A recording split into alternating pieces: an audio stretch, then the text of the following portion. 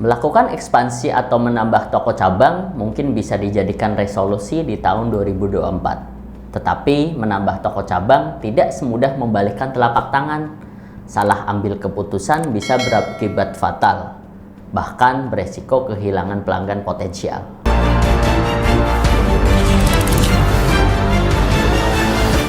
Assalamualaikum teman-teman.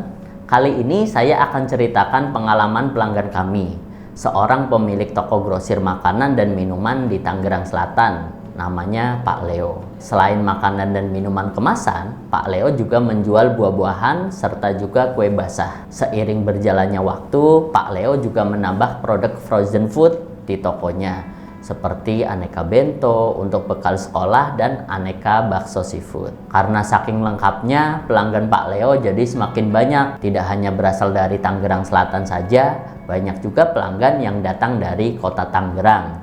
Dan pelanggan juga ingin Pak Leo membuka cabang di dekat lokasi mereka. Karena permintaan pelanggan inilah, Pak Leo lalu ceritanya ingin buka cabang baru di daerah Tangerang Kota. Pak Leo juga berharap semakin banyak cuan yang bisa didapatkannya dari toko keduanya nanti. Singkat cerita, mulailah Pak Leo buka cabang di tempat yang Pak Leo rencanakan. Dan di titik inilah malapetaka di toko pertama Pak Leo mulai terjadi.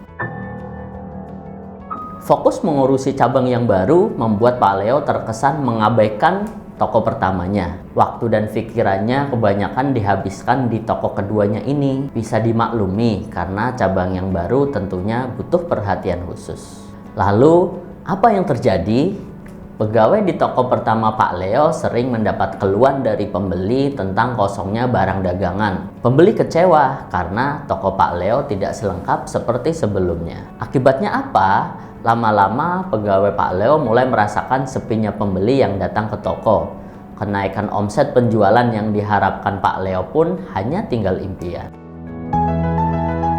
Untungnya teman-teman, Pak Leo segera tanggap dengan situasi yang terjadi di tokonya. Lalu Pak Leo mulai mencari solusi dari masalah yang dialaminya ini. Setelah browsing sana-sini, sampailah Pak Leo di website yang menawarkan sebuah software toko. Di situ disebutkan kalau software toko itu bisa membantu merapikan sistem pencatatan stok dan penjualan di toko. Tidak cuma itu, software toko itu juga dilengkapi dengan fitur akuntansi. Jadi, Pak Leo bisa mendapat bermacam laporan yang dibutuhkan terkait perkembangan tokonya. Misal laporan stok, laporan penjualan, bahkan laporan keuangan seperti neraca dan laba rugi. Hebatnya lagi, setelah berbicara dengan tim CS, Pak Leo diberitahu tentang IP public. IP public ini berfungsi agar kita bisa akses data dari beda lokasi secara real time.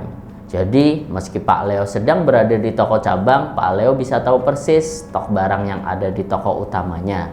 Barang apa yang tinggal sedikit stoknya dan perlu segera dibeli ke supplier. Dengan begini, stok barang di toko aman dan pelanggan tidak kecewa. Jadi mau punya cabang 2 cabang, 3 cabang, atau bahkan lebih jadi gampang mantaunya. Pak Leo pun jadi makin semangat.